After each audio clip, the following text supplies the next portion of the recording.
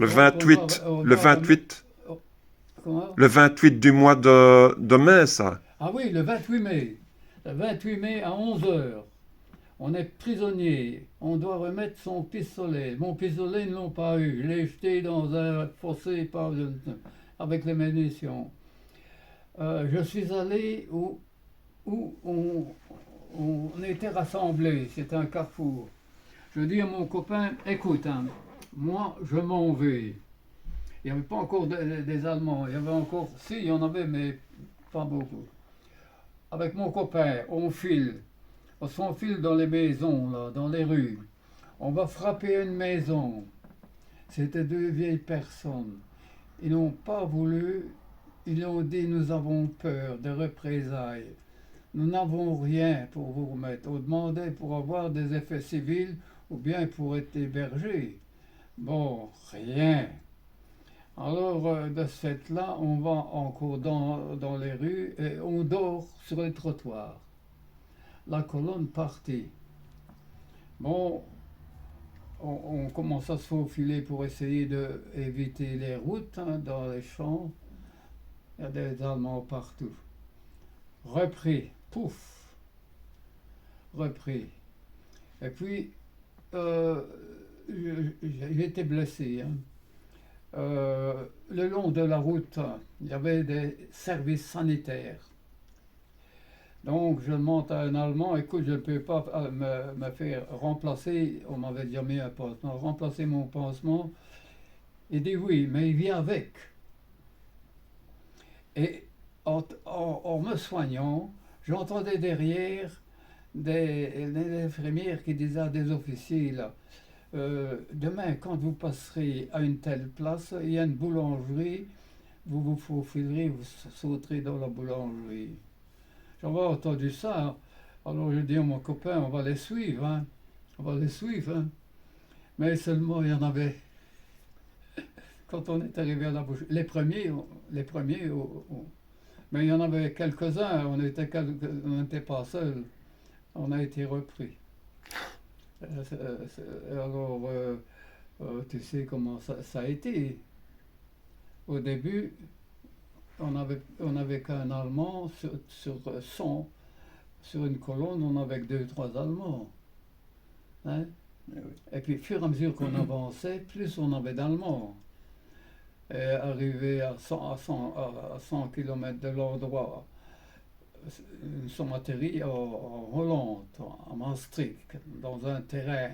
Nous avons été parqués dans un terrain. Mais alors, arrivé à 100 km, il y avait des Allemands partout. On aurait pu se sauver. Alors là, c'était vers le soir déjà. On a dormi à terre, hein, dans la prairie. Et alors, il y avait quand même de temps en temps des Hollandais qui venaient pour nous donner, Puis on mange. ouais, quelques Hollandais qui venaient comme ça pour sauver un ou l'autre, quoi. Et le lendemain, on a embarqué dans les wagons à bestiaux. Mais nous étions serrés dans les wagons. Et nous étions 60, peut-être plus, hein. Et tu ne savais pas t'asseoir. Tu te faisais engueuler les autres parce que tu prenais trop de place. Oh mon Dieu. Il fallait uriner. Ah ben, tu étais uriné comme ça, là, hein. Et des autres, c'était autre chose.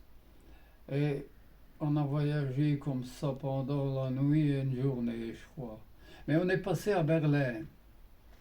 En Berlin, ils avaient mis sur le quai une grande table, des trépieds et des planches, avec des pistolets, des tasses et du café, pistolets au jambon. Et ils avaient fait descendre un wagon ou deux. On était sur le quai, on était tout près. On dit on va voir bon, on va manger.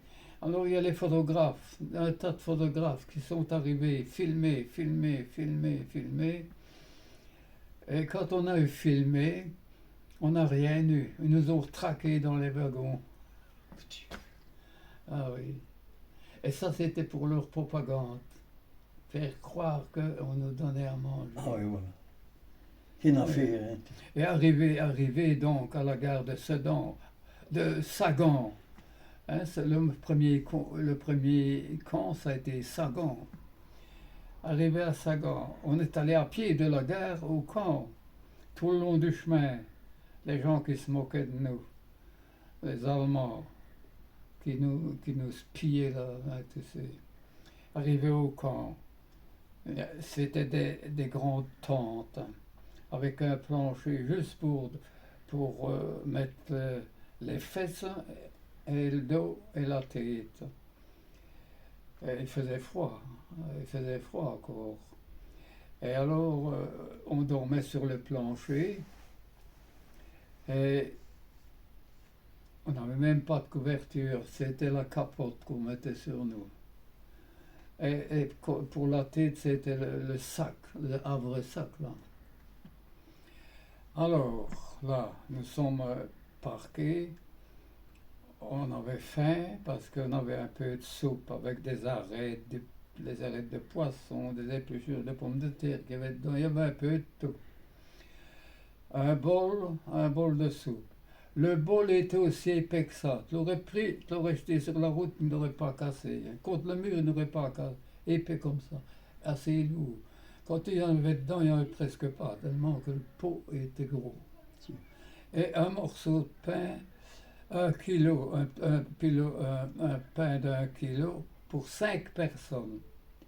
Et on regardait s'il n'y en avait pas un trop sur un, il fallait être spécialiste, hein, parce que s'il y en avait un qui en avait trop peu, il vous se pétait. Hein. Donc un jour, un pain pour 5. Donc tu avais un petit morceau comme ça. Hein. Et le lendemain, c'était pour 4, donc un peu plus gros.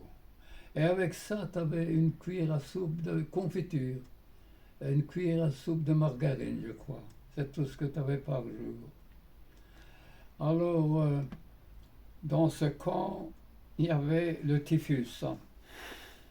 Parce que quand on est arrivé au camp, on a dû passer à la douche, on se déshabille, les effets.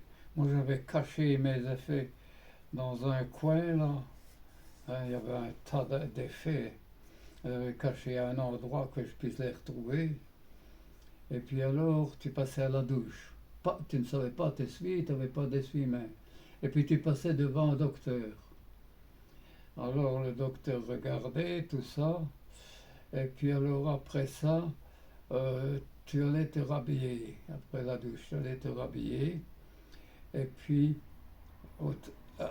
il y avait donc le typhus là. Moi j'ai reçu une piqûre ici, dans le sein, je ne sais pas pourquoi. Je n'ai jamais su. J'ai l'impression que c'est à cause qu'il y avait le typhus ou quoi. Une piqûre ici. Bon, après 15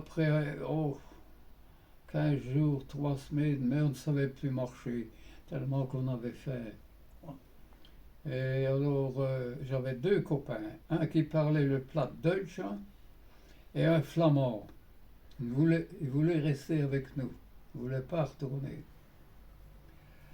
Bon, on me dit, aux 2 copains qui connaissaient, savaient parler avec les Allemands, on voudrait bien aller travailler dans une ferme. Nous sommes volontaires pour aller travailler dans une ferme, et c'est là.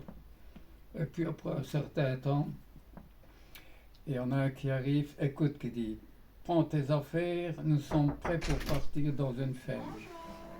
Est-ce que vous viendrez manger?